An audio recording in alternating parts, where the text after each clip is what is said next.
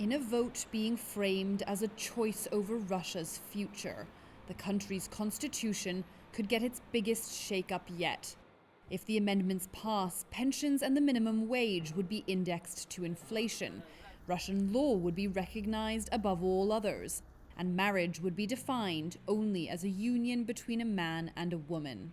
But perhaps the most striking change is a resetting of presidential term limits, which could keep this man in power until 2036. Новые конституционные положения в случае их принятия зададут и гораздо более высокие требования к эффективности, содержанию всей нашей социальной и экономической политики, к решению задач по повышению качества жизни и благополучия людей. The vote was originally scheduled for April, but was delayed by COVID-19, and there are fears that it's still too early to go ahead.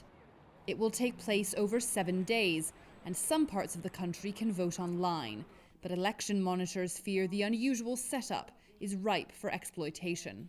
In Russia, the hackers of the electoral system is officials, and they have their allies, policemen, and the electoral, all this system of law enforcement, the courts, the prosecutor offices, they all on their side, on the hackers.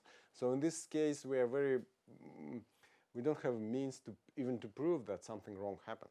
The government appears keen to get the vote out of the way, insisting that the coronavirus situation is under control. Vladimir Putin says he wants the Russian people to have the final say on the amendments, but in actual fact, they've already been passed through parliament. And if you walk into a Russian bookshop and ask for a copy of the constitution, it already reflects the proposed changes. For that reason, some opposition figures are calling for a boycott. They say the vote should not be legitimized. But Putin's opponents are divided, and some are calling for voters to give him a firm no.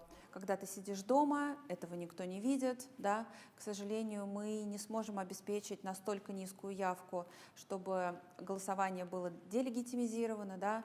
Потому что у власти есть большой рычаг давления на социальных работников, на госслужащих, поэтому благодаря их участию явка все равно будет довольно большая.